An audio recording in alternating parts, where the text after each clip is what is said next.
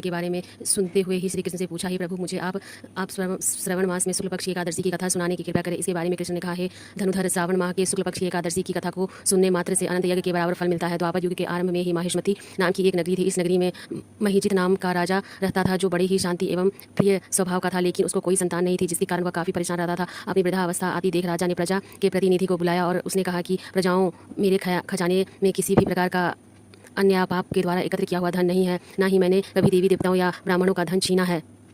किसी दूसरे की धरोहर में मैंने नहीं ली है। मैंने हमेशा प्रजा को अपने पुत्र के समान माना है और उसका पालन किया है। मैं अपराधियों को पुत्र तथा बांधवों को दंड देता रहा हूँ, कभी किसी से घृणा नहीं की है, सबको समाज माना है, सज्जनों की सदा पूजा करता हूँ। इस प्रकार धर्म युक्त राज्य करते हुए भी मेरे पुत्र नहीं है, सो मैं अत्यंत दुखी हूँ। इसका क्या कारण है? राजा माहिजीत की इस बात को विचारने के लिए मंत्री तथा प्रजा के प्रतिनिधि वन में गए। वहाँ बड़े बड़े ऋषि मुनियों के दर्शन किए। राजा की उत्तम कामना की पूर्ति के लिए श्रेष्ठ तपस्वी मुनि को देखते फिरते रहे। एक आश्रम में उन्होंने अत्यंत वृद्धा धर्म से ज्ञाता बड़ी तपस्वी परमात्मा में मन लगाया हुआ निहार जितेंद्रिय चित्तामय चित क्रोध सनातन धर्म से गूढ़ तत्वों को जानने वाले समस्त शास्त्रों के ज्ञाता महात्मा लोमन मुनि को देखा, जिसका कल्प के व्यक्तित्व होने पर एक रोम गिरता था। सबने जाकर ऋषि को प्रणाम किया। उस लोगों को देखकर मुनि ने पूछा कि लोग किस कारण से आए हैं? निस्संदेह मैं आप लोगों का हित करूंगा। मेरा जन्म केवल दूसरों के उपकार के लिए हुआ है, इसमें संदेह मत करो। लोमन ऋषि के ऐसे वचन सुनकर सब लोग बोले, हे महर्षि, आप हमारी बात जानने में ब्रह्म से भी अत्यधिक समर्थ है, अतः आप हमारे इस संदेह को दूर कीजिए। माहिष्मतीपुरी का धार्मिक राजा महीजीत राजा का पुत्र के समान पालन करते हैं,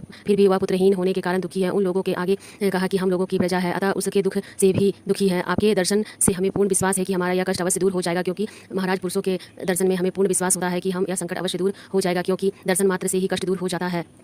अब आप कृपया करके राजा के पुत्र होने का उपाय बताइए। यह वार्ता सुनकर ऋषि ने थोड़ी देर के लिए नेत्र बंद किया और राजा के पूर्व जन्म का वृत्तांत जानकर कहने लगे कि राजा पूर्व जन्म में एक निर्धन वैश्य थे। निर्धनता के कारण उनके कई बुरे कर्म किए। यह एक गांव से दूर गांव व्यापार करने जाया करते थे। एक समय श्रेष्ठ मास में शुक्ल पक्ष की द्वादशी के दिन मध्यम के समय वह जब 1-2 दिन से भूख प्यासे थे, तब जलाशय पर पानी पीने गए। उसी स्थान पर एक तत्काल की ब्याही हुई व्यासी गौ पी रही थी। राजा ने उस व्यासी गाय को जल पीते हुए हटा दिया और स्वयं जल पीने लगे। इसीलिए राजा को यह दुख सहना पड़ा। एकादशी के दिन भूख रहने से वह राज हुए और व्यासी गौ को जल पीते हुए, इसलिए राजा को यह दुख सहना पड़ा। भूख रहने से राजा को जो कष्ट मिला था उसी के कारण उन्हें पुत्र वियोग का दुख सहना पड़ा। ऐसा सुनकर सब लोग कहने लगे कि हे ऋषि, शास्त्रों में पापों का प्रायश्चित भी लिखा हुआ था, जिस प्रकार राजा का यह पाप नष्ट हो जाए, ऐसा कोई उपाय बताइए। लोमन मुनि कहने लगे कि श्रावण शुक्ल की एकादशी को जिस पुत्रदा एकादशी भी कहते हैं, तुम लोग व्रत करो और रात्रि का जागरण करो, जो इस राजा का पूर्व जन्म का पाप अवश्य नष्ट हो जाएगा, साथ ही राजा को पुत्र की अवश्य प्राप्ति होगी। लोमन ऋषि के ऐसे वचन सुनकर मुनिया सहित सारी प्रजा नगरी को वापस लौट आई और जब श्रवण शुक्ल की एकादशी आई तो ऋषि के अनुसार सबने पुत्रदा एकादशी का व्रत किया और जागरण किया। इसके पश्चात द्वादशी के दिन